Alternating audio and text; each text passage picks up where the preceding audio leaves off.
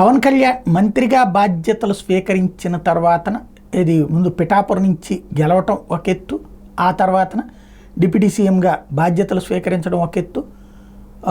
ఇప్పటిదాకా కూడా ఆ తర్వాత నుంచి పూర్తిగా అధికారులతో సమీక్షలు, ఎవరికి వాళ్ళతో మాట్లాడడం కానీ, విషయాలు తెలుసుకోవడం, తనకు సంబంధించినటువంటి శాఖలన్నిటి మీద అవగాహన కల్పించుకోవడం, తన అనుమానాలు నివృత్తి చేసుకోవడం, శాసనసభ కార్యకలాపాల గురించి అవగాహన పెంచుకోవడం, ఈ పనులతో ఉన్నారు. ఈ 4 రోజుల సమీక్షలన్నీ కూడా ఆ రూట్లోనే సాగినాయి.